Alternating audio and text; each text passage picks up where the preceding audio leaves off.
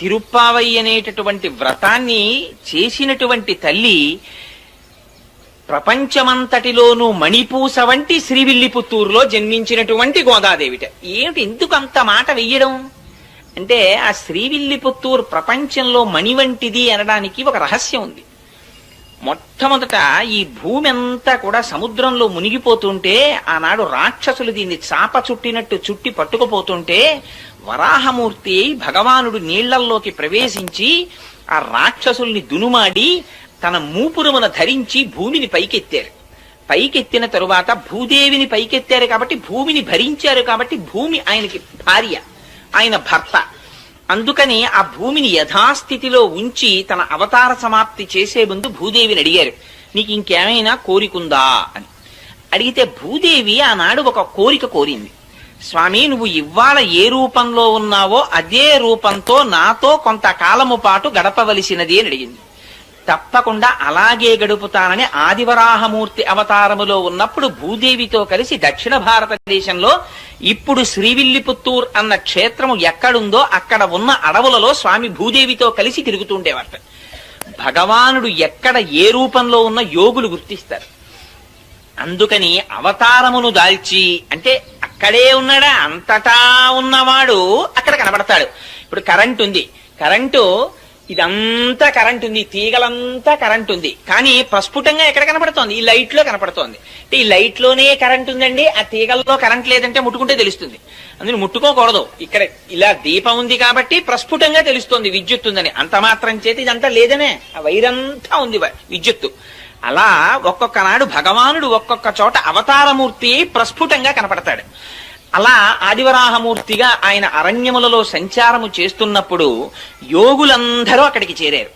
చేరి వాళ్ళు భూదేవి సహిత ఆదివరాహ స్వామిని చాలా కాలము పాటు సేవ చేశారు. ఇలా ఈ విషయం తెలిసి మునులు, మహర్షులు, ఋషులు, యోగులు అన్ని లోకాల నుంచి అక్కడికి చేరిపోయారు. చేరిపోవడంలో అదొక పెద్ద పట్టణం అయిపోయింది. అదొక పెద్ద పట్టణం అయిపోయిన తర్వాత క్రమక్రమంగా ఆదివరాహమూర్తి యొక్క స్వరూపాన్ని చూసి ఆయన అవతార పరిసమాప్తి చేయవలసినటువంటి సమయం వచ్చింది.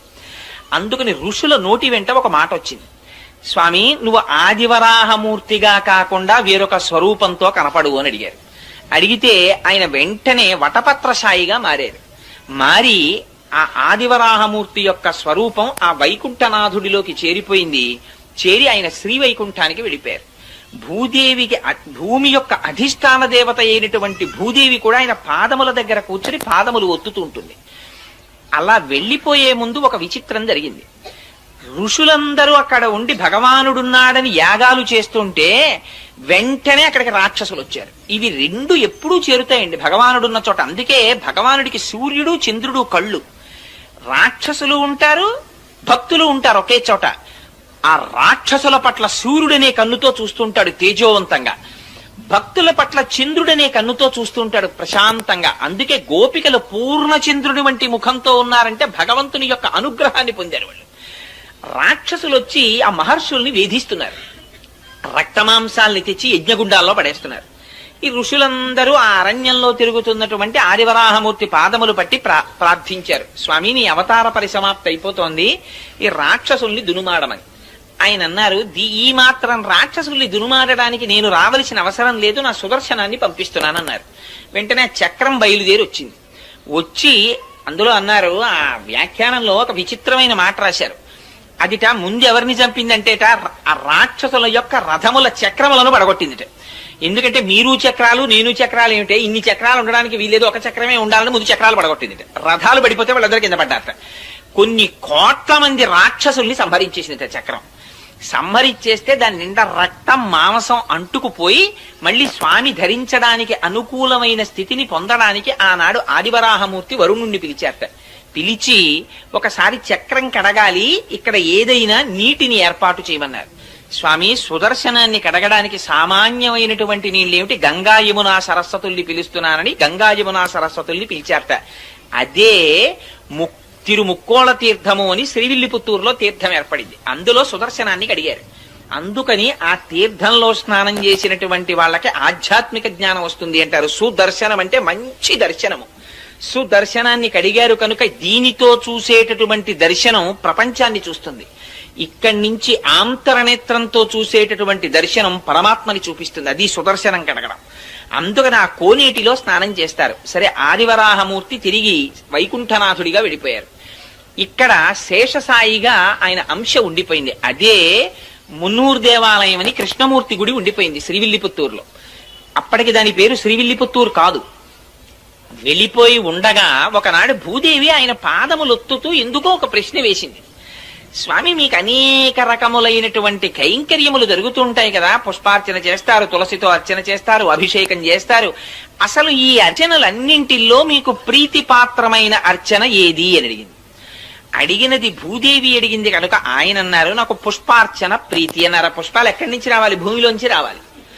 అందుకని అడిగిన వాళ్ళని ప్రీతి చెందించడం ఆయన యొక్క కోరిక. అందుకని పుష్పములంటే నాకు ప్రీతి అన్నారు. పుష్పార్చన చేత ప్రీతి చెందుతానన్నారు. అసలు ఆయన అడిగిన పుష్పాలు బాహ్య పుష్పాలు కావు. అహింస ప్రథమం పుష్పం, పుష్పమింద్రియ నిగ్రహ, సర్వభూత దయా పుష్పం, క్షమా పుష్పం, విశేషత జ్ఞాన పుష్పం, ధ్యాన పుష్పం, తప పుష్పం తు సత్తమం, సత్యమష్ట విధం పుష్పం, విష్ణో ప్రీతికరం భవేత్ అని ఆ పుష్పాలు. అందుకని ఆ పుష్పార్చన ఇష్టమన్నారు. అయితే నేను పుష్పార్చన చెయ్యాలనుంది కొంతకాలం, మీకు ఎక్కడ జన్మించనని అడిగింది. అడిగితే నువ్వు కడుపున పుట్టవలసిన అవసరం లేదు, నాకు పుష్పార్చన చెయ్యడానికి పుడతానని అడుగుతున్నావు కనుక మన గరుక్మంతుని యొక్క అంశలో భట్టనాథులని ఒకరు జన్మిస్తారు, వారికి అయోనిజవై తులసి వనంలో నువ్వు దొరుకుతూగానివి అని అభయం ఇచ్చారు. సరే, ఈలోగా ఆదివరాహమూర్తి యొక్క అవతారము పరిసమాప్తి కాగానే అక్కడున్న మహర్షులు ఋషులు అందరూ వెళ్ళిపోయారు. వెళ్ళిపోతే మళ్ళీ అది అడవి కింద ఉండిపోయింది. ఆ అడవిలో చిన్న కుగ్రామం ఒకటి ఏర్పడింది. దాని పేరు పుత్తూరు అని పిలిచేవారు. అక్కడ కండువు అనబడేటటువంటి పేరు కలిగినటువంటి వాడు, విల్లి అని పేరు కలిగినటువంటి వాడు, ఇద్దరు ఆటవికులు సోదరులు ఉండేవారు. వాళ్ళిద్దరూ రోజు జంతువుల్ని వేటాడి ఆ మాంసం తెచ్చుకు తినేవారు. వాళ్ళిద్దరూ ఒక రోజున ఒక పులిని వేటాడడానికని బయలుదేరారు. ఆ పులి పరిగెత్తింది ఒక గుహవేపు. అటువేపుగా ఈ విల్లి అన్నవాడు పరిగెత్తాడు, కండు అన్నవాడు పరిగెత్తాడు. ఈ వెళ్ళినటువంటి పులి మీద ఆ కండు అన్నవాడు బాణం వేశాడు. దెబ్బతిన్న పులి ఎటో నక్కింది. దానికోసం విల్లి వెతుకుతున్నాడు, కండువు వెతుకుతున్నాడు. ఆ దెబ్బతిన్న పులి పొంచి ఉండి ఒక్కసారి కండువు మీద పడి వాడి మెడ కొరికి చంపేసింది. చంపి గుహలోకి పారిపోయింది. ఈ విల్లి ఆ చనిపోయినటువంటి కండువు శరీరం మీద పడి ఏడుస్తున్నాడు, అయ్యో నువ్వు పులి చేతిలో మరణించావని. అక్కడే ఉంది ఆలయం, అందులో ఉన్నారు స్వామి.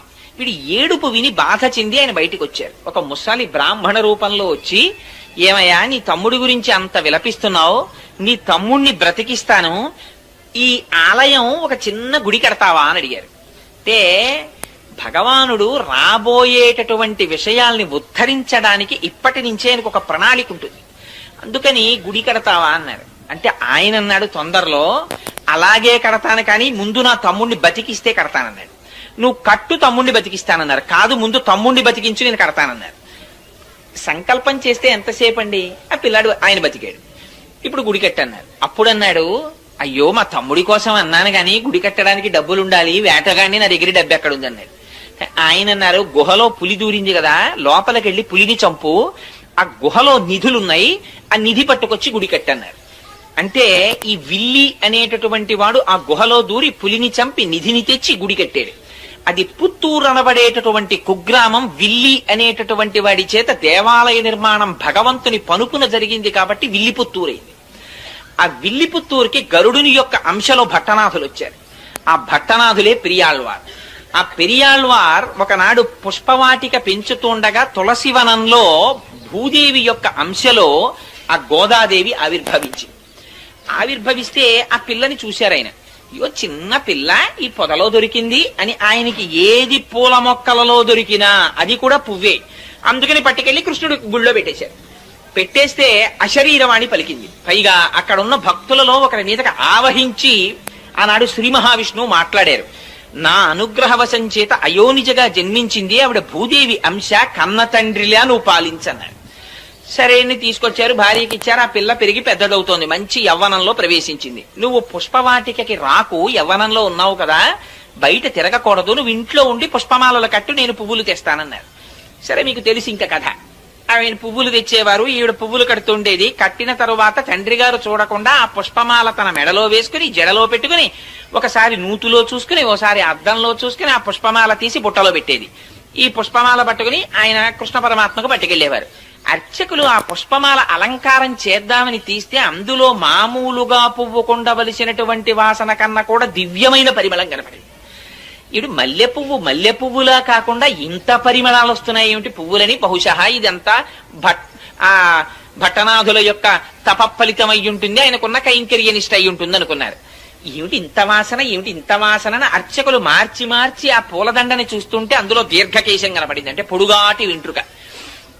ఆ పొడుగాటి వెంట్రుక చూసి ఇది స్త్రీలదే అని గుర్తించారు. స్త్రీల వెంట్రుక పూలదండలోకి ఎందుకు వచ్చింది? భట్టనాథులు వేరొక స్త్రీ అలంకరించుకున్న దండ పట్టుకురారు కదా, కానీ అడగడానికి ఆయన సామాన్యులు కారు, బాగుండదని దండను అలంకారం చేసేశారు ఆ వెంట్రుకని తీసేసి. అసలు అన్నింటిలోకి చాలా హీనమైనది ఏమిటంటే పూజా మందిరంలోకి కానీ పూజ చేసే పదార్థాల్లో కానీ వెంట్రుక రాకూడదు. అయ్యి బాబోయ్, మార్కండేయ పురాణంలో దానికి ఎంత శుద్ధి చెప్పారో ఆ వెంట్రుక వస్తే. అందుకని ఏమిటి వెంట్రుక ఉందని వెంట్రుక తీసేసి అలా ఇలా 3 నెలలు జరిగింది. జరిగితే ఇది చర్చ పెరిగిపోయింది అర్చకుల్లో.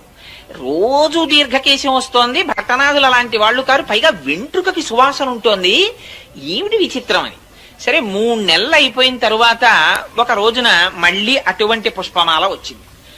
వచ్చేటప్పటికి వాళ్ళు ఇంకా ఉండబట్టలేక భట్టనాథుల్ని పిలిచి అడిగారు, ఇలా 3 నెలల నుంచి వస్తున్నాయి పూలదండలు, నిజం చెప్పండి, ప్రతిరోజు వెంట్రుకలు ఉంటున్నాయి, ఎవరు అలంకరించి తెస్తున్నారని. మహాప్రభో, నాది పొరపాటు, నేను ఎప్పుడూ ఎవరు అలంకరించినవి తేలేదు, ఈ పుష్పవాటికని పుష్పాలంకృతిని నమ్ముకుని బతుకుతున్న వాడిని నన్ను నమ్మండని ఆయన పుష్పమాలని వెనక్కి తీసుకెళ్లిపోయారు. ఆ రోజున తీసుకెళ్లిపోయి ఎవరు అలంకరించుకుంటున్నారు అని కొంచెం ఆలోచించి చూస్తే తన కూతురే అలంకరించుకుంటారు. చూశారు, అమ్మా ఎంత తప్పు చేశావమ్మా, పరమాత్మకిచ్చే పుష్పహారాన్ని నువ్వు అలంకరించుకుని ఇస్తున్నావా, దానివల్ల నేను మాట పడ్డానమ్మా అని. ఆ రోజున ఆయన పట్టుకెళ్ళడానికి పుష్పమాలలు లేవు, బయటికెళ్లి చూస్తే పువ్వులు దొరకలేదు, బాధ పెట్టుకుని పడుకున్నారు. ఆ రాత్రి ఆయనకి కృష్ణ పరమాత్మ కల్లోకి వచ్చారు. నాకు చాలా ప్రీతి నీ కూతురు అలంకరించుకున్న పుష్పమాలయే, ఆవిడ భూదేవి అంశ, వచ్చిందే ఆ కైంకర్యానికి వచ్చింది, మీ అమ్మాయి అలంకరించుకున్న దండలు పట్టుకొచ్చి నాకు అలంకారం చేయమన్నారు. అంటే భట్టనాథులు అన్నారు, ఈ మాట నాకు చెప్తే సరిపోతుందా, అర్చకులకు కూడా చెప్పండి అన్నారు.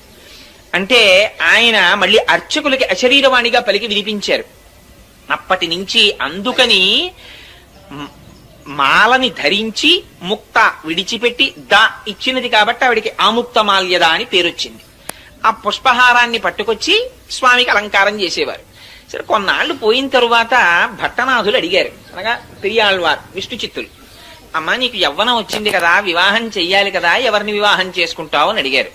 అడిగితే ఆవిడంది, తాను వేసుకున్నటువంటి మాలని మార్చి వేసుకునేటటువంటి అధికారం భార్యాభర్తలకే కదా ఉంది.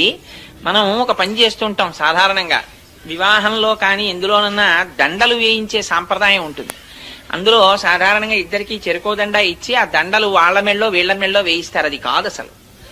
భార్యాభర్తల సంబంధం అంటే ఏమిటంటే, భర్త చేతితో దండ పట్టుకుని భార్య మెడలో వేస్తాడు, భార్య చేతితో దండ పట్టుకుని భర్త మెడలో వేస్తుంది. వేసిన తరువాత భార్య తన మెడలో దండ తీసి భర్త మెడలో వేస్తుంది, భర్త తన మెడలో దండ తీసి భార్య మెడలో వేస్తాడు. అలా పక్క పక్కన కూర్చుని దండలు మార్చుకుంటే వాళ్ళు భార్యాభర్తలని గుర్తు. అలా నేను ధరించిన మాల తీసి ఇస్తే ఆయన వేసుకున్నాడు, అందుకని ఆయనే పతి. అందుకని ఇంకా వేరుగా చెప్పక్కర్లేదు. అందుకని నేను శ్రీ మహావిష్ణువుని వివాహం చేసుకుంటాను. అమ్మో, ఎంత గొప్ప కోరిక కోరావమ్మా, శ్రీ మహావిష్ణువుని వివాహం చేసుకుంటావా? కానీ మరి శ్రీ మహావిష్ణువు అంటే చాలా మూర్తులుగా ఉన్నారు, ఇందులో నువ్వే మూర్తిని చేసుకుంటావన్నారు ఆయన. అంటే ఆవిడంది, ఇన్ని రకాలుగా ఉంటాడు అంటే నాన్నగారు చెప్పండి అంది. అంటే ఆయన ఏదో 105 దివ్య దేశాల్లో శ్రీ మహావిష్ణువు ఎలా ఉంటారో ఆ మూర్తులన్నీ వర్ణించారట. వర్ణిస్తే అందుట నాన్నగారు వింటుంటే, ఒక్కొక్క శ్లోకం మీరు ఒక్కొక్క క్షేత్రంలో ఉన్న మూర్తుల గురించి చెప్తున్నారు, ఇవన్నీ వింటుంటే అబ్బో ఏ మూర్తికి ఆ మూర్తే గొప్ప అనిపిస్తోంది. అలా ఏం తెలుస్తుందండి వింటే? అబ్బా అమ్మాయి తెల్లగా ఉంటాడమ్మా, అమెరికాలో ఉంటాడమ్మా, బూట్లు వేసుకుంటాడమ్మా, కోట్ వేసుకుంటాడమ్మా, పుట్టుమచ్చ ఉండదమ్మా మొహం మీద, చంద్రబింబం అమ్మా, బలానా కుటుంబరావు గారు అబ్బాయి, బలానా కోటేశ్వరరావు అబ్బాయి ఇలాగమ్మా అని చెప్తుంటే అందరి పెళ్లి కొడుకులు ఎలా ఉన్నారో ఒకసారి పిలవండి చూస్తానంది ఆవిడ. అంటే అందుకనిట ఆయన పెరియాళ్వారని పిలిచింది. ఆయన అక్కడ కూర్చుని పర్ణశాలలో ఒక్కొక్క శ్లోకం చదివారట 105 క్షేత్రాల్లో ఉన్న స్వాముల్ని. వాళ్ళందరూ వచ్చి అక్కడ నిలబడ్డారు. ఇది ఆయన శక్తి. 105 మూర్తుల్ని తీసుకొచ్చి నించోపెట్టారు. నించోపెట్టి నీకెవరిని చేసుకుంటావమ్మా అని అడిగారు. అడిగితే శ్రీరంగంలో ఉన్న రంగనాథుడు ఆవిడికి బాగా నచ్చాడు. ఈయన్ని చేసుకుంటాను నాన్నగారు అందుట. అంటే మిగిలిన వాళ్ళని ఏమనుకోకండి స్వామి, మా అమ్మాయి ఈయన్ని మెచ్చుకుందంటే, అయ్యో ప్రతిబింబంలాగా నేనే కదయా 105 మూర్తులుగా ఉన్నది, ఏకస్వమేవ బహుదా భవభాసిలోకే, ఆయనే కదా ఉన్న ఒక్క ఆత్మేగా ఇన్ని రకాలుగా కనపడాలి అని ఆ స్వామి రంగనాథుడు చేసుకుంటానన్నారు. మిగిలిన వాళ్ళందరూ వెళ్ళిపోయారు, మిగిలిన మూర్తులు. పాపం ఈ రంగనాథుడిని చేసుకుంటానని ఆవిడ మురిసిపోతోంది. అదిగో వ్యాఖ్యానంలో రాశారు, ఆ స్వామి ఒకనాటి రాత్రి గోదాదేవి దగ్గరికి వచ్చి ఆవిడతో భోగం అనుభవించారు. అంటే ఆవిడ బ్రహ్మానందమును అనుభవించింది. ఆనాడు ఆండాళ్ తల్లికి వరం ఇచ్చారట, నువ్వు ఏ పరమాత్మని కోరి ఇంత తపస్సు చేశావో అటువంటి నిన్ను నేను ఆనందాన్ని పొందినటువంటి రోజు, నువ్వు బ్రహ్మానందమును పొందిన రోజు కనుక, భోగం అనుభవించిన రోజు కనుక ఇది ఉత్తరోత్తర భోగి అని పిలవబడుతుంది అని చెప్పారట. అందుకని భోగి పండగ. అందుకని అదిగో ఆ భోగం అనుభవించి స్వామి వెళ్లిపోయారు. చాలా కాలం అయిపోయింది, ఆయన రాలేదు. ఈవిడ బెంగ పెట్టేసుకుంటోంది, అవతల కళ్యాణం జరగలేదు. ఎలాగా అని బెంగ పెట్టుకుని ఉండిపోయి ఈవిడ చాలా విరహతాపమును అనుభవిస్తూ ఆఖరికి విశేషమైనటువంటి వృత్తాంతం రాశారు. ఓ పరిచారికని పంపించింది. పంపించేటప్పటికి శ్రీరంగంలో శృంగార మండపంలో వసంతం ఆడుతున్నాడు ఆయన రంగనాథుడు. అప్పుడు ఈవిడ తన యొక్క భక్తి ప్రపత్తుల చేత యోగ మార్గంలో వెళ్ళింది ఆయన దగ్గరికి. వెళ్ళి, స్వామి నీ గురించి ఆండాళ్ తల్లి అలమటించిపోతోంది, రావలసింది అంటే తన మెడలో పుష్పహారాన్ని చేతి ఉంగరాన్ని ఇచ్చి పంపించారు స్వామి. ఆ ఇచ్చిన తరువాత కొంతకాలం అయిన తర్వాత తన దగ్గర ఉన్నటువంటి అర్చకులకి, ఆలయ అధికారులకి స్వప్నంలో కనపడి చెప్పారు. ఇవి జరుగుతుంటాయండి యథార్థంగా.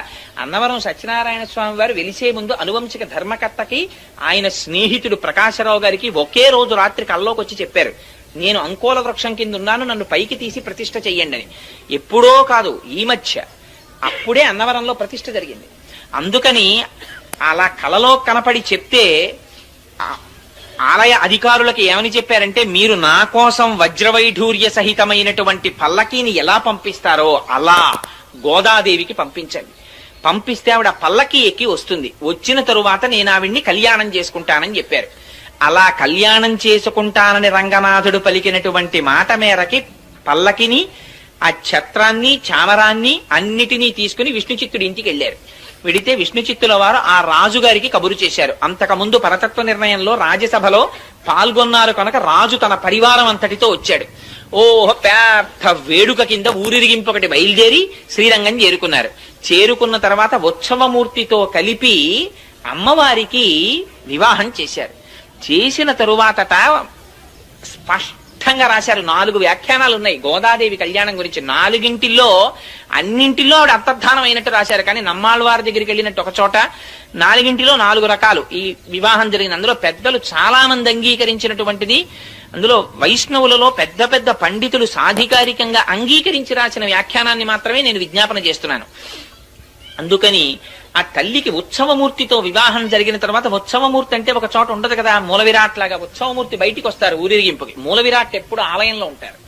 అందుకని ఆ ఉత్సవమూర్తి తరువాత సేవకి వెళ్ళిపోయారు. అంటే పొద్దున్నే తిరుమలలో చూడండి కళ్యాణానికి వస్తాయి మూర్తులు. కళ్యాణానికి ఏమిటి, సోమవారం అయితే ఏదో ఒక అర్చన ఉంటుంది, దానికి వస్తారు. మంగళవారం అయితే ఒక సేవ, బుధవారం అయితే సహస్రకలశాభిషేకం, గురువారం అయితే తిరుప్పావడ, శుక్రవారం అయితే పూరాభిషేకం, ఇలా రకరకాలు నిత్య కళ్యాణోత్సవానికి వస్తాయి. ముందు వచ్చి కళ్యాణం జరిగిపోతుంది. కళ్యాణం అయిపోయిన తర్వాత ఊంజల్ సేవకి అద్దాల మండపంలో కెడతాయి. ఊంజల్ సేవ అయిపోయిన తర్వాత రంగనాయకుల మండపంలో వసంతోత్సవానికి వస్తాయి. రంగనాయకుల మండపంలో వసంతోత్సవం అయిపోయిన తర్వాత ఆ రోజు జరగవలసిన ఆర్జిత బ్రహ్మోత్సవానికి వస్తాయి. ఆర్జిత బ్రహ్మోత్సవం అయిపోయిన తర్వాత ఇవే ఉత్సవ విగ్రహాలు బయటికి వస్తాయి. బయటికి వచ్చి స్వామి తన ఉభయనాంచారులతో కలిసి సహస్రదీపాలంకార మండపంలో ఉయ్యాల లూగుతారు. ఉయ్యాల లూగిన తర్వాత ఇదే ఉత్సవమూర్తులు మళ్ళీ లోపలికెడతాయి. ఇంతగా ఆ ఉత్సవమూర్తులు తిరుగుతాయి. మూల విరాట్ లోపల ఉండిపోతారు. ఆవిడ అనుకుందిట, ఏమిటి ఉత్సవమూర్తి ఇలా తిరుగుతున్నారు, ఎప్పుడూ కదలకుండా నాతో కలిసి ఉండిపోయే మూర్తి నాకు కావాలని తండ్రి గారితో కలిసి ప్రదక్షిణం చేసి మూల విరాట్ దగ్గరికి వెళ్లి తన చేతితో నీరాజనమిచ్చి శేషపాన్పున ఎక్కి రంగనాథుడి దగ్గర పాదముల దగ్గర కూర్చుని అంతర్ధానం అయిపోయింది. అలా రంగనాథుణ్ణి అందరూ చూస్తుండగా పొందింది. 30 పాశురములను విజ్ఞాపన చేసి ప్రతిరోజు పాశురాన్ని ఒక పూజ కింద చేసేది ఆవిడ. పార్వతీదేవిని అర్చించిన తరువాత ఆ పాశురాల్ని చదివినట్టుగా వ్యాఖ్యానాల్లో రాశారు. ఎందుచేత అంటే కాత్యాయని వ్రతాన్ని గురించి విన్న తరువాత తిరుప్పావై చేసింది గోదాదేవి. అందుచేత అదిగో అలా చేసి రంగనాథుడి యొక్క భోగమును అనుభవించి మళ్ళీ భూదేవి అంశగా ఆయన పాదములను చేరిపోయినటువంటి మహాతల్లి గోదాదేవి. అటువంటి గోదాదేవి అటువంటి భూమండలములో మణిపూస వంటి శ్రీవిల్లిపుత్తూరు అన్నారు. కారణం ఏమిటంటే అసలు భూమండలాన్ని పైకి తీసుకురాగానే తీసుకొచ్చిన ఆదివరాహమూర్తి తిరిగి ఇప్పటికి వస్తుందండి.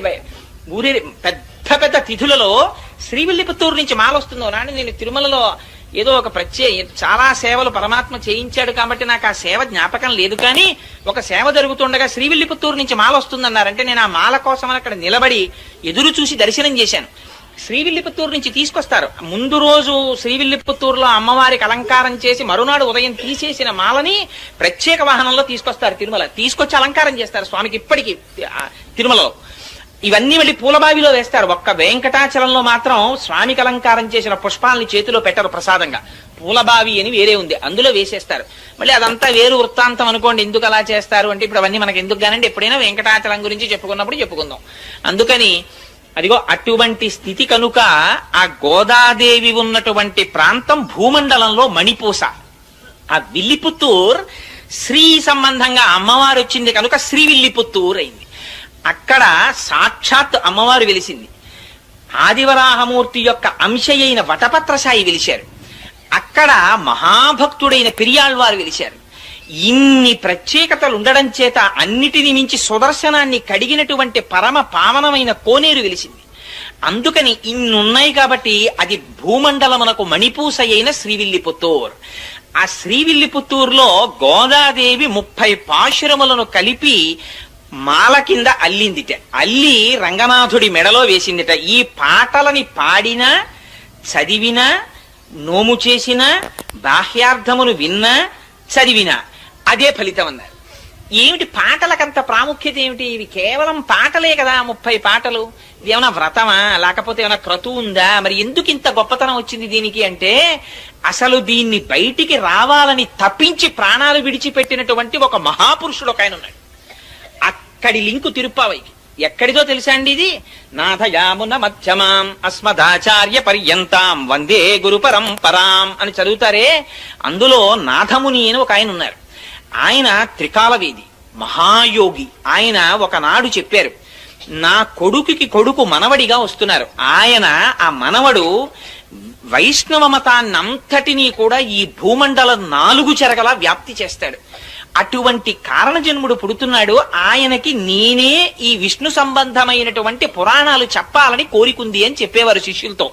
కానీ పాపం ఆయనకి వృద్ధాప్యం వచ్చేసి శరీరం విడిచిపెట్టేస్తున్నారు. ఆయన కొడుకు ఈశ్వరముని అని ఆయన ఉత్తర భారతదేశం క్షేత్రాల్లో దర్శనం చేస్తుంటే రాత్రి కలలోకి వచ్చి కృష్ణ పరమాత్మ చెప్పారు, నేనే నీ కడుపున కొడుకుగా పుడుతున్నాను అని. ఆ ఉత్తర భారతదేశంలో ఉండగా కొడుకు పుట్టాడు కనుక యమునా నది ఒడ్డున పుట్టాడు కనుక యమునకి నాథుడు శ్రీకృష్ణుడు కనుక కృష్ణుడు స్వప్నములో చెబితే పుట్టాడు కనుక యామునుడని పేరు పెట్టారు. ఆయన మనవడిగా రావాలి, కానీ మనవడికి చెప్పుకోవాలి విద్యని తాతగారు కలవరించారు. కానీ ఈలోగా శరీరం పడిపోయింది. పడిపోతుంటే ఆయన ఏమన్నారంటే పుండరీకాక్షుడన్న శిష్యుణ్ణి పిలిచి, ఒరే నేను బ్రతికి ఉండడం లేదు నా మనవడు వచ్చే వరకు, అందుకని నువ్వు ఈ విష్ణు సంబంధమైనటువంటి విద్యనంతటినీ నా మనవడికి చెప్పు, నా దగ్గర నేర్చుకున్నావు కనుక అని చేతిలో చెయ్యించుకుని ప్రాణం వదిలేశారు. ఈ విరూపాక్షుడు కూడా పెద్దవాడైపోయేటప్పటికీ కూడా ఇంకా యామునాచార్యుల వారు తయారు కాలేదు. అందుకని ఆయన శరీరాన్ని విడిచిపెట్టేస్తూ తన శిష్యుడైనటువంటి శ్రీరామమిశ్రుణ్ణి పిలిచి చేతిలో చెయ్యించుకుని యామునాచార్యుల వారికి విద్య నేర్పమని ఆయన ప్రాణం విడిచిపెట్టేశారు. తీరా నిజంగా యామునాచార్యుల వారు పుట్టి పెరిగి పెద్దవారవుతున్న సమయంలో ఈశ్వరముని ప్రాణం వదిలిపెట్టేశారు. ఈ యామునాచార్యుల వారు చదువు నేర్చుకోవలసి వస్తే ఇంత ఏర్పాటు చేస్తే చిట్ట చివరికి కాంచీ నగరానికి వెళ్లి అక్కడ ఒక మహానుభావుడు ఉండేవాడు మహాభాష్య భట్టు అని. ఆయన దగ్గర చదువు నేర్చుకుంటున్నారు. ఎంత చిత్రం జరిగిందంటే ఆ కాంచీ పట్టణాన్ని ఏలేటటువంటి రాజు ఒక ఆయన ఉండేవాడు. ఆయన దగ్గర ఒక పెద్ద ఆస్థాన పండితుడు ఉండేవాడు. ఆయన పేరు విద్వజ్జన కోలాహలుడు. ఆ విద్వజ్జన కోలాహలుడు దేశంలో ఎవరినైనా ఓడించాడు విద్యలో. ఆయన అందుకని రాజుగారిని అడిగాడు, నాకు అందరిలా నువ్వు గ్రామాలు అవి ఇస్తే కుదరదు, అగ్రహారాలును, పండితుల దగ్గర పన్నులు వసూలు చేసుకో బతుకుతాను నేను. ఎందుకని ఆ పండితులు నాతో ఢీ కొట్టలేకపోయారనడానికి గుర్తుగా. సరే అలా వసూలు చేసుకోమని శాసనం చేశాడు రాజు.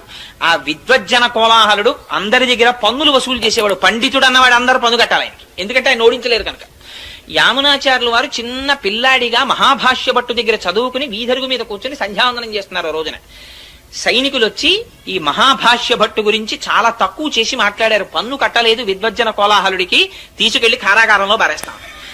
గురువుగారు ఇంట్లో లేరు. యామునాచార్యులు వారు అడిగారు, ఎందుకు కట్టాలరా మీకు పన్నుని అంటే, మా గురువు గారు విద్వజ్జన కోలాహలుడు, ఆయన ముందు ఏ పండితుడు నిలబడలేరు, మీ గురువు గారు నిలబడలేకపోయారు, అందుకు పన్ను కట్టాలన్నారు. అంటే ఈయనన్నారు, యామునాచార్యులు వారు చిన్న పిల్లాడండి, 7 ఏళ్ళు 8 ఏళ్ళు ఉంటాయి అప్పటికాయనకి. ఆయన అన్నారు, మా గురువు గారు మీ గురువు గారికి పన్ను కట్టడం ఏమిట్రా, కట్టడు, అంత అహంకరించున్నాడా మీ గురువు, నేను 2 శ్లోకాలు ఇస్తున్నాను, వీటిని పట్టుకెళ్లి మీ గురువుకు చూపించని ఓ తాళపత్రాన్ని తీసి దాని మీద 2 శ్లోకాలు రాసి ఇచ్చారు. నేను పండితుణ్ణి కాను, నేను కవిని కాను, నేను వినయము చేత సుసంపన్నుణ్ణి, కానీ ఎదురు తిరిగిన వాళ్ళ కొమ్ములు విరిచేసే మేటిగాడిని అని పద్యాలు రాశారు. అసలు ఇది పట్టుకెళ్లి విద్వజ్జన కోలాహలుడికి చూపించారు. చూపిస్తే ఆయన ఆశ్చర్యపడి, ఎవడరా బుడతాడు నా మీద ఇంత పద్యాలు రాశాడా, వాడిని తీసుకురండి అన్నారు. అంటే భటులు వెళ్ళారు. వెళ్ళి ఏదో ఈడ్చుకొస్తామని పెడితే ఆయన అన్నాడు, పండితుడికి పండితుల పట్ల ప్రవర్తించే విధానమే తెలియని దౌర్భాగ్య దేశం రా ఇది, ఇలాగా ఎదిరించిన పండితుడిని తీసుకెళ్దాం, గౌరవంతో తీసుకెడితే వస్తానని చెప్పు మీ గురువుకి అన్నారు. ఇవిడ చిన్న పిల్లాడేమిటి ఇలా మాట్లాడడం ఏమిటని పల్లకి పంపించారు రాజుగారు. ఎక్కించి వస్తున్నారు. రాత్రి రాజుగారు రాణిగారితో కలిసి పడుకుని మాట అన్నారట, ఎంత చిత్రమో చూసావా, ఇన్నాళ్ల నుంచి విద్వజ్జన కోలాహలుణ్ణి ఎదిరించిన వాడు లేడు, ఇన్నాళ్లకు బుడతడు ఎదిరిస్తున్నాడు. అంటే ఆవిడెందుట, ఏమో బుడతడని ఎందుకు అనుకోవాలి, ఏ పుట్టలో ఏ పాముందో, మీ దగ్గర ఇన్నాళ్ల నుంచి ఉన్న రాజగురువు ఓడిపోయే రోజు దగ్గరికి వచ్చిందేమో అంది. అంటే ఆయన అన్నట్ట, ఎంత మాట అన్నావు, విద్వజ్జన కోలాహలుడు ఓడిపోవడమా, అలాగే ఓడిపోతే నేను ఒక్కనాటికి ఊహించలేనన్నాడు. అంటే భార్య ఏమి ఎందుకు ఊహించలేరు, గెలిస్తే ఏమి ఇచ్చేస్తానని, అర్ధరాజ్యం ఇచ్చేస్తాను ఆ పిల్లాడికి అన్నాడు. సరే చూడండి ఆ పిల్లాడు గెలుస్తాడని. మరునాడు ఆ పిల్లాడు దిగాడు పల్లకీలోంచి. ఆయన కర్మ ఏమిటో విద్వజ్జన కోలాహలుడికి ఒక్క విషయం జ్ఞాపకానికి రాలేదు ఆ రోజున. వాదనలో ధియోయోన ప్రచోదయాత్, అహంకారం చేత అజ్ఞానం చేత ఆవరించి ఉన్న విద్య నశించిపోతుంది. ఆ భగవంతుని యందు శిరస్సు వంచడం తగ్గిపోయి ఇదంతా నా ప్రజ్ఞ అని ఇలా చూపించుకోవడం మొదలు కాగానే మేఘాలు కమ్మినట్టు కమ్ముతుంది పొర. ఆవిడ అనుగ్రహం ఒక్కసారి వెనక్కి వెళ్ళిందా, ఇప్పటి వరకు నేను పండితుడిని అన్నవాడికి స్ఫురత్ పోతుంది. ఆ టైంకి అది జ్ఞాపకం రాదు, చాలు వాడు బ్రతుకు. ఇక వేదిక మీద అంతకన్నా భయంకరమైన స్థితి ఇంకోట్లేదు. స్ఫురత్ ఆవిడ, ప్రచోదయాత్ ఆవిడ. అందుకని జ్ఞాపకానికి రాలేదు, ఓడిపోయాడు. రాజు సంతోషంగా అర్ధరాజ్యం ఇచ్చేశాడు యమునాచార్యుల వారికి. చిన్న పిల్లాడు, రాజ్యం వచ్చింది, హాయిగా పాలించుకుంటున్నాడు, యుక్త వయస్సు వచ్చేసింది, పెళ్లి చేసేసుకున్నాడు, బయటికి రాడు, సంతోషంగా కాలం గడిపేస్తున్నాడు. ఇక్కడ ఈ శ్రీరామమిశ్రుల వారు ఆయన ముందున్నటువంటి పుండరీకాక్షుడి యొక్క గురువు గారైనటువంటి పాపం ఆయన ఇచ్చినటువంటి మాట మేరకి ఆ నాథమునుల యొక్క కోరిక తీర్చడానికి ఈ కుర్రాడికి వైష్ణవ మంత్రాన్ని వైష్ణవ విజ్ఞానాన్ని అందించాలని చెప్పి పాపం ఈయన కూర్చున్నాడు. ఈయన బయటికి రాడు, ఆయన ముసలాడైపోతున్నాడు. ఎలాగరా ఈ పిల్లాన్ని రక్షించడం అని రోజు వెళ్ళి రాజుగారిని అడిగేవాడు, రాజుగారిని ఒక్కసారి దర్శనం ఇప్పించండి. అడిగితే దర్శనం కుదరదు, నేను చాలా ఇబ్బందిలో ఉన్నాను, ఇప్పుడు చాలా రాచ వ్యవహారంలో ఉన్నాను, వెళ్ళిపోమనేవాడు. తిరిగి తిరిగి తిరిగి తిరిగి విసిగి వేసారిపోయి ఆయన ఒక రోజున పూజ చేస్తూ రంగనాథుడికి చెప్పుకున్నారు కళ్ళనీళ్లతో, మా గురువులు మహానుభావుడు ఆ నాథమునులు చెప్పారు, నా మనవడు వస్తున్నాడు, వాడు వైష్ణవ మతాన్ని నిలబెడతాడన్నారు, ఆ పిల్లాడు రాజు అయిపోయి అసలు నా మొహమే చూడలేదు, ఇంకా నేను చెయ్యగలిగింది ఏం లేదు, శ్రీరంగనాథ ఏమైనా ఉంటే నువ్వే చూసుకో అన్నారు. అంటే పూజామందిరంలో మాటలు వినపడ్డాయి, అంత బెంగెట్టుకోకోయ్, నీ ఇంటి పక్కనే ముళ్ళ ముస్తె కూర ఉంది కదా, రోజు బట్టికెళ్ళి ఆ వంటశాలలో ఇమ్మన్నారు. అంటే ముళ్ళ ముస్తె కూర అని నీటి పక్కన పెరుగుతుంది, ఆ కూర రోజు తింటే విడిచిపెట్టకుండా ప్రతిరోజు తినాలి. తింటే ఏమవుతుందంటే విషయభోగముల మీద ఆ లంపటం వదిలిపోయి వైరాగ్యం వస్తుంది ఆ కూర తింటే, దానికి ఆ లక్షణం ఉంది. అందుకని ఆ ముళ్ళ ముస్తె కూర పట్టుకెళ్లి పాపం రోజు ఈయన ఈ శ్రీరామమిశ్రుల వారు వంటశాలలో ఇచ్చి రాజుగారికి పెట్టమనేవారు. ఆ వంటవాడిని ఏదో మంచి చేసుకుంటే ఆయన వండేవాడు, విస్తట్లో వేశాడు. రాజశాసనం ఏమిటంటే వండి వడ్డించేటప్పుడు వంటవాడు రాజుతో మాట్లాడకూడదు. అందుకని ఈయన వడ్డించడమే అంతే, పులుసో అంటే వేయడమే, అంతేగాని పులుసు బాగుందా అని అడగకూడదు. అందుకని ఆయన వడ్డించేవాడు, ఈయన తింటుండేవాడు. ఎక్కడిది ఈ కూరని ఆయన అడిగేవాడు కాదు, పాపం ఎవరో పట్టుకొచ్చారని ఈయన చెప్పేవాడు కాదు, తలగా ఎగిరిపోతుంది, ఆయన వెళ్ళిపోయేవాడు. ఇలా కొన్ని నెలలు అయిపోయింది. కానీ ఆయనకి వైరాగ్యం ప్రారంభమైంది ఆ ముస్తె కూర తిని. కానీ పాపం రోజు వచ్చి ఈయన అడుగుతూ ఉండేవాడు ఈ శ్రీరామమిశ్రుడు, ఏమయ్యా ఏమైనా అడిగాడా నా గురించి, ఎవరు తెచ్చారు ఈ కూరని ఏమైనా అడిగాడా అని. తినెళ్ళిపోయాడు ఆయన అనేవాడు. ఆఖరికి ఓ రోజున ఇంటికి ఎడుతుంటే వర్షం పడింది, చలేసింది, జ్వరం వచ్చింది, ఇంట్లో పడిపోయాడు. 10 రోజులు అయిపోయింది, ముసలాయన అయిపోయాడు. ఎన్నాళ్ళు ముళ్ళ ముస్తకూర పెడితే మారుతాడు రాయన, నా వల్ల కాదు రంగనాథ, ఇంకా నేను చెయ్యగలిగింది లేదు అన్నాడు. ఆ రోజున రాజుగారు భోజనం చేస్తూ వంటవాడిని పిలిచి, రోజు ఒక ఆకుకూర పెట్టేవాడివి పెట్టలేదే అన్నాడు. అంటే వంటవాడు అన్నాడు, మహాప్రభో మాట్లాడితే తలకాయ పోతుందని నేను చెప్పలేదు, కానీ ఎవరో వృద్ధుడైన వైష్ణవుడు ప్రతిరోజు ఈ ఆకుకూర తెస్తాడు, మీకు పెట్టమన్నాడు, పెడుతున్నాను. ఎందుచేతనో ఒక 10 రోజుల నుంచి ఆయన రావట్లేదు, ఆయన మీ దర్శనానికి కొన్ని 100 మార్లు ప్రయత్నించారు, మీరు దర్శనం ఇవ్వలేదు అన్నాడు. అరిరే అలాగా ఒక వైష్ణవుడు వృద్ధుడు నా కోసం ఆకుకూర తెస్తున్నాడు ఆ రోజు, ఈ మాట నీకు కనపడితే నా దర్శనానికి పంపించన్నాడు అని వెళ్ళిపోయాడు రాజు. ఈయన ఇంకా విసిగెత్తిపోయి వెళ్ళడం మానేశాడు. ఇంకా చిట్ట చివరి ప్రయత్నం, రంగనాథ ఇక నేను వెళ్ళను సుమా, నా మీద నువ్వు ఆశెట్టుకోవద్దు, ఇవాళ ఒక్కరోజు పట్టుకెడుతున్నాను కూరని ఓ రోజున మెల్లిగా వణుకుతూ పాపం ఆ కూర పట్టుకుని వెళ్ళారు. వెడితే వంటవాడు గభాలన కౌగిలించుకుని, మహానుభావ మీ గురించే చూస్తున్నాను, రాజుగారు అడిగారు దర్శనం చేయండి అన్నాడు. రాజుగారి దగ్గరికి ప్రవేశపెట్టారు. రాజుగారు ఆయనని చూడగానే ఆయన దివ్యమైన తేజస్సు చూసి సింహాసనంలోంచి లేచి కాళ్ళ మీద పడ్డాడు. పడి నా కోసం ఎందుకు తెచ్చారు ఈ ముళ్ళ ముస్తే కూర ఇన్నాళ్ళ నుంచి అని అడిగాడు.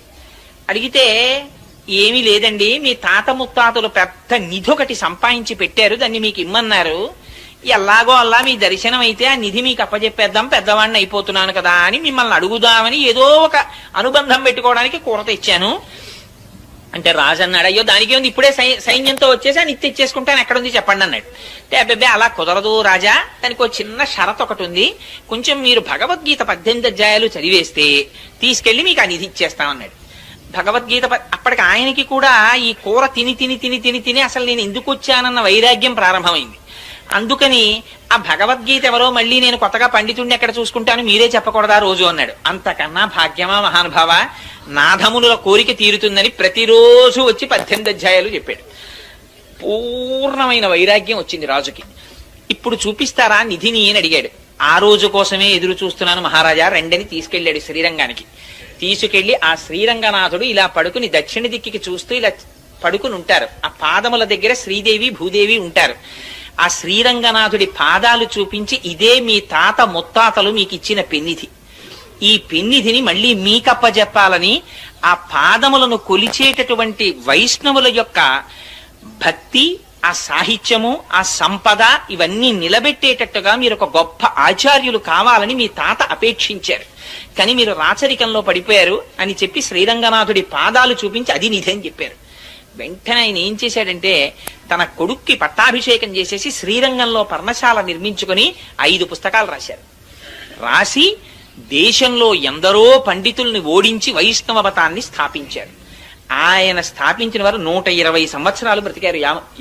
యామునాచార్యుల వారు 120వ సంవత్సరంలో ఆయన శరీరాన్ని విడిచిపెట్టేసే ముందు రామానుజాచార్యుల వారికి కబురు చేశారు ఒకసారి రమ్మని. రామానుజాచార్యుల వారు కంచిలో ఉన్నారు ఆ సమయంలో. ఆయన శ్రీరంగం వచ్చేంత వరకు ప్రాణాలు నిలబెట్టుకోలేక యామునాచార్యుల వారు శరీరం విడిచిపెట్టేశారు. ఈయన పొద్దున్న శరీరం విడిచిపెట్టారు, మధ్యాహ్నానికి రామానుజాచార్యుల వారు వచ్చారు. వస్తే అరెరే ఆయన జీవించి ఉండగా దర్శనం చేయలేకపోయానని బెంగబెట్టుకుని బాధపడ్డారు. బాధపడి ఆ భౌతిక కాయాన్ని తిప్పడంలో కుడి చేతి 3 వేళ్లు ఇలా ముడుచుకుపోయి కనపడ్డాయి యామునాచార్యుల వారు. అదేమిటి ఈయన బతికున్నప్పుడు కూడా ఇలాగే వేళ్లు ముడుచుకుని ఉండేవా అని అడిగారు. అడిగితే ఏమో తెలియదు, అలా ఉండేవి కావు, చేతులు బాగానే ఉండేవి, ఎందుకో చచ్చిపోయిన తర్వాతే ఈ 3 వేళ్లు ముడుచుకున్నాయన్నారు. అప్పుడు రామానుజాచార్యుల వారు ఆలోచించి ఈయనకేవో తీరని కోరికలు 3 ఉండిపోయాయి, అవి నాకు చెప్పాలనుకున్నారు, అందుకే నాకు కబురు చేశారని ఒక్కసారి అంతర్ముఖులై ధ్యానం చేసి 3 ప్రతిజ్ఞలు చేశారు. బ్రహ్మసూత్రాలకి వైష్ణవ తత్వంగా నేను భాష్యం రాస్తాను, అది మీకు తీరని కోరికగా ఉండిపోయింది కాబట్టి నేను ఆ కోరిక తీరుస్తానన్నారు. ముడుచుకుపోయిన వేళ్లలో ఒక వేలు పైకి తెరుచుకుంది, అందుకని రామానుజులు శ్రీభాష్యం రాశారు. 2వ కోరిక, ఇంతకు పూర్వం ఆళ్వారులు గోదాదేవి వంటి వారు వ్రాసి పాడినటువంటి పాటలు జనసామాన్యంలో ప్రచారంలో లేవు, వాటిని నేను ప్రయత్నపూర్వకంగా ప్రచారం చేసి ఆ పాటలకి ఆ వ్రతాలకి ఒక స్థాయిని కల్పిస్తానని ప్రతిజ్ఞ చేశారు. 2వ వేలు తెరుచుకుంది. మళ్ళీ మీకులా బెంగ పెట్టుకుని విడిచిపెట్టకుండా ఈ పీఠానికి నేను ఉండగానే సమర్థుడైనటువంటి ఉత్తరాధికారిని నియమిస్తానని ప్రతిజ్ఞ చేశారు. 3వ వేలు తెరుచుకుంది. అందుకని ఆయన ఉండగానే పరాశర భట్టర్లను తీసుకొచ్చి ఉత్తరాధికారిగా నియమించారు. అదిగో రామానుజాచార్యుల వారు చేసినటువంటి ప్రతిజ్ఞని నిలబెట్టుకోవడానికి ఆనాడు గోదాదేవి చేసినటువంటి వ్రతానికి ప్రాచుర్యం కల్పించారు. కల్పించి అది యామునాచార్యుల వారికి ఉండిపోయిన కోరిక, అది శ్రీ మహావిష్ణువు యొక్క సంకల్పం. ఇటువంటి వ్రతం కలియుగంలో అందరికీ అందాలి అని. అందుకని అదిగో అందుచేత ఫలస్థుతి పాశురం దగ్గరికి వచ్చేటప్పటికే అంత చిత్రమైన మాట మాట్లాడారు. భూమండలంలో మణిపూస వంటి శ్రీవిల్లిపుత్తూరులో జన్మించినటువంటి నిత్యము తులసిమాలలు ధరించేటటువంటి భట్టనాథులట. నిత్యం తులసిమాలలు ధరించేటటువంటి వారు అంటే శ్రీ మహావిష్ణువు యొక్క నాభికమలంలోంచి బ్రహ్మగారు ఆవిర్భవించారు. బ్రహ్మగారు ఆవిర్భవించినటువంటి మొట్టమొదటి తామర పువ్వు శ్రీ మహావిష్ణువు యొక్క నాభిలోంచి వచ్చింది. ఆ తామర పువ్వు యొక్క మూలము అంటే ఆ గింజ శ్రీ నారాయణుడు. అందుకని నారాయణ స్వరూపంగా మెడలో తులసిమాలలు వేసుకుంటారు. అంతటి మహాభక్తుడైనటువంటి విష్ణు చిత్తుల యొక్క కుమార్తెగా వచ్చిన గోదాదేవి అనడంలో ఆ శ్రీవిల్లిపుత్తూరుని, ఆ గోదాదేవిని, ఆ భూదేవిని, ఆ ఆదివరాహమూర్తిని, యామునాచార్యుల్ని, రామానుజుల్ని, వారి కోరికని ఇన్నింటిని జ్ఞాపకం చేస్తున్నారు. అందుకొని వచ్చినటువంటి ఈ తిరుప్పావైని ఈ 30 పాశురములను కేవలముగా చదివినా అందరికీ ఆ భాష అర్థం కాదు కదండి. అందుకని అర్థం కాకుండా చదివినా, లేదు అర్థముతో ఆ వ్రతమును అనుసంధానము చేసినా, లేక కేవలము పైన ఉండేటటువంటి దాని అర్థాన్ని తెలుసుకోవడానికి ఆ వ్యాఖ్యానాన్ని చదివినా, విన్నా, చెప్పినా, ఆనాడు గోదాదేవి ఎటువంటి ఫలితాన్ని పొందిందో, ఎటువంటి ఫలితాన్ని పొందింది? శ్రీరంగనాథుడిలో ఐక్యాన్ని పొందింది. గోపికలు ఎటువంటి ఫలితాన్ని పొందారో వాళ్ళు ఎటువంటి ఫలితాన్ని పొందారు? పరమేశ్వరుని నుంచి విడివడవలసినటువంటి అవసరము లేని నిత్య సంశ్లేషాన్ని అనుభవించారు. అటువంటి ఫలితాన్ని అందరూ అనుభవిస్తారు అని ఆ తిరుప్పావై అనేటటువంటి వ్రతానికి ఫలసిద్ధి చెప్పి, ఈ తిరుప్పావై వ్యాఖ్యానాన్ని ఎక్కడెక్కడ ఎవరెవరు వింటున్నారో, ఎవరెవరు చదువుతున్నారో, ఎవరెవరు చేస్తున్నారో, చూసి సంతోషిస్తున్నారో వాళ్ళందరికీ ఇహమునందు ఇది అది అని చెప్పనేలా విద్యలో ఉన్న వారికి విద్యాభివృద్ధి, వ్యాపారములో ఉన్న వారికి వ్యాపారాభివృద్ధి, రాజ్యం చేసేటటువంటి రాజులకి రాజ్య విస్తీర్ణత,